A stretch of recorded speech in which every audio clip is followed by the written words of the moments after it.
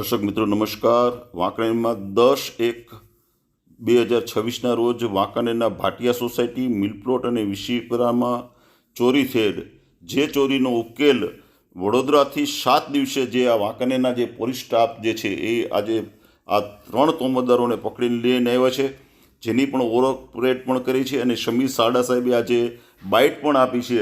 અને ખરેખર બધાને ચોંકાવનારો જે આ 7 તોલું સોનું છે અને 20,000 રૂપિયા રોકડા જે હું આપને બતાવું છું, કારણ કે આ બધું જ લઈને આવ્યા છે. ઠેઠ વડોદરાથી આ સરદારજી છે એમને પકડીને લઈને આવ્યા છે. જે શું બાઇટ આપે છે સાંભળો. ગત તારીખ 10/1/24ના રોજ રાત્રિ દરમિયાન વાંકાનેર શહેરના ભાટિયા સોસાયટી, જીનપરા, મિલપરા વિસ્તારમાં ચોરી કરવાના બનાવ બન્યા હતા, તેમજ ક્યાંક ક્યાંક ચોરીના પ્રયાસના બનાવ બન્યા હતા.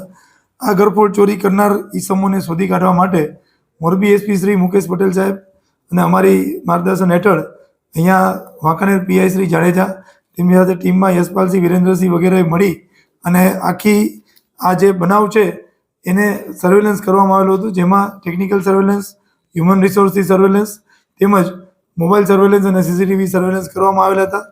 જેમાં સીસીટીવીમાં તેમની ઓળખ થવા પામી હતી અને ત્યારબાદ ટાવર ધમથી એની આ માણસની હાજરી ક્યાં ક્યાં છે એ નક્કી કરવામાં આવી હતી.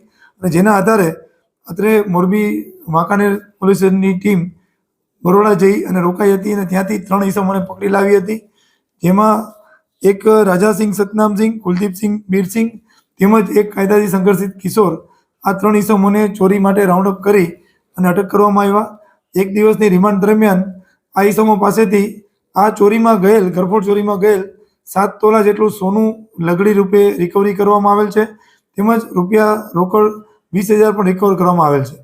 આપણા સ્ટાફ ગયેલ કેટલા દિવસે શોધીને લાવેલા? અમારો સ્ટાફ છે ત્યાં 7 દિવસ સુધી રોકાઈ રહેલો હતો. ઘણી બધી હાડમારમાંથી પાસ થઈ અને એમણે આ ઈસમોને શોધી કાઢેલ છે. કયા વિસ્તારમાં ચોરી થઈ હતી?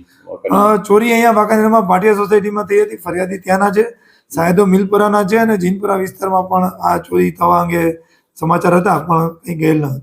હવે અગાઉ સર વાંકાનેર વિસ્તારમાં આ લોકોએ ક્યાંય ચોરી કર્યો એવા બનાવ સામે આવેલા? હાલ હજી એની પૂછપરછ ચાલુ છે અને જે કંઈ આપણને સગવડ મળશે અથવા બીજી કોઈ ગેંગ કાર્યરત હોય તો તેની માહિતી મળશે, તેની પરથી કાર્યવાહી કરવામાં આવશે. પેટ્રોલિંગ હવે આપણે વધારે કંઈક આજે ચોરીના બનાવ બન્યા એ લાલબત્તી સમાન હતા અને પોલીસ છે એ ચોરી શોધે એની પહેલા રોકે એ જરૂરી છે. એટલા માટે ખાસ નાઇટ પેટ્રોલિંગ વધારવામાં આવ્યું છે અને હોમગાર્ડ જીઆરડીના પોઈન્ટ પણ મૂવિંગ રાખવામાં આવ્યા છે અને સતત અમારો ડી સ્ટાફ પણ આ રાત્રિ સર્વેલન્સમાં હોય છે.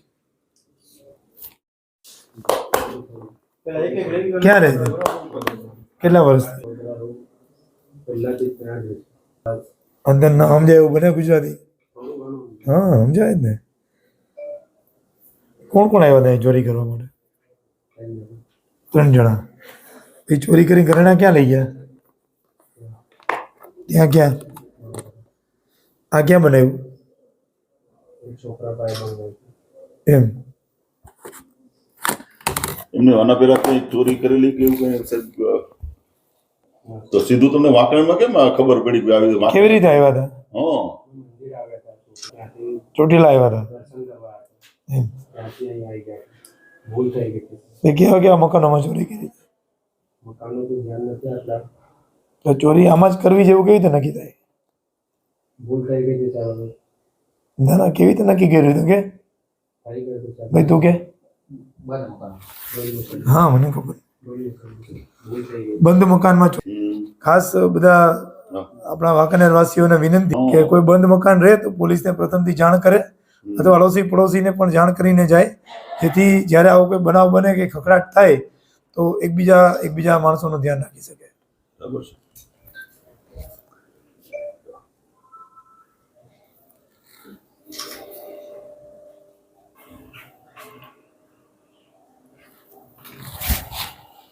તો 7 દિવસે આ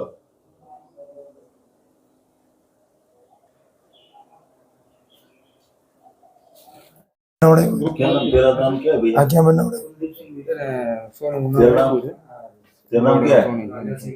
क्या करता है धंधा? ऊन पकड़ने का। तो भैया क्या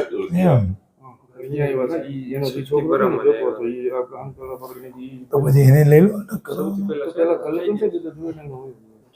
એ છોકરો અહીંનો છે.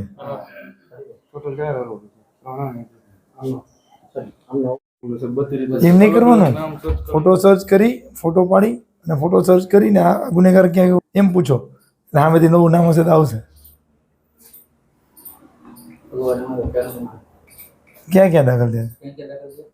સાણંદમાં છે ને આંકલમાં નથી, સાણંદમાં બરોડા રોડ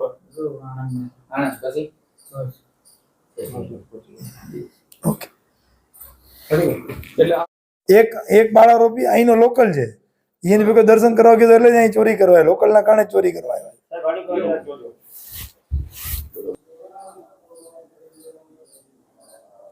તમારો બે ચાર લઈ લીધા એટલે મારી હારું હોય પછી તમારે લઈ લો.